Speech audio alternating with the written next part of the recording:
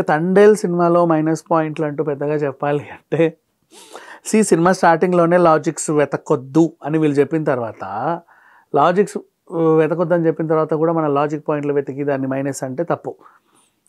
అలా అని logic point చెప్పకుండా ఉండడం కూడా తప్పే, అది కూడా నిజమే. సో ఏం లేదు, చిన్న చిన్నవి పెద్దగా ఏం లేదు.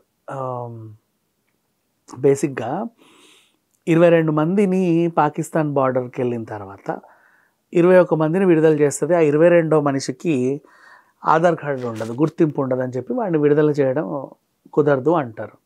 ఫస్ట్ ఆఫ్ ఆల్ ఇక్కడ మెయిన్ లాజిక్లెస్ పాయింట్ ఏంటంటే అసలు ఆధార్ కార్డు లేనోడిని పనిలోకే పెట్టుకోరు ఆ షిప్పింగ్ యార్డ్లో. గుజరాత్లో ఎక్కడో శ్రీకాకుళం నుంచి గుజరాత్ వచ్చినప్పుడు వాడు వీళ్ళని నమ్మి కొన్ని కోటి రూపాయల విలువ బోటు వీళ్ళ చేతికి ఇవ్వరు.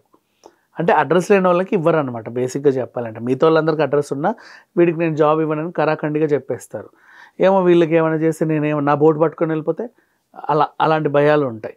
సో తను ఆ జాబే చేయలేనప్పుడు అలా వెళ్ళడము, ఆటుపోట్లు, సముద్రాలు పాక్కి వెళ్ళడం ఇవన్నీ జరగవు. అదొకటి కొంచెం లాజిక్లెస్, కానీ లాజిక్లు వెతకొద్దు అన్నాడు కాబట్టి దీని గురించి మాట్లాడద్దు.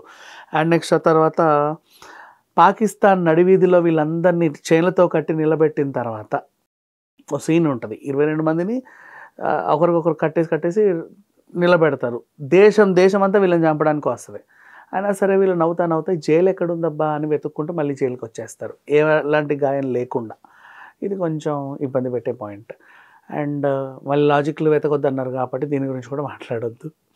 అంతా ఎందుకు మాట్లాడొద్దు అంటావు అంటే చెప్పాలి కదా, మరీ మైనస్ పాయింట్లు లేవు అంటే. అండ్ లాజిక్స్ వెతకొద్దు అంటే ఇవే లాజిక్స్, ఇట్లాంటివి ఉన్నాయి. ఇంకెందుకులే ఎక్కువ మాట్లాడితే మళ్ళీ నెగిటివ్స్ ఎక్కువ వచ్చేస్తున్నాయి. సో వాట్ ఎవర్, సినిమా అయితే చాలా బాగుంటుంది.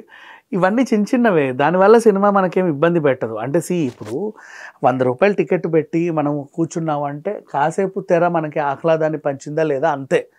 ఇదేంటి అని గించుకొని ప్రతిదీ పాయింట్అవుట్లు పెట్టి చూడాల్సిన అవసరం లేదు.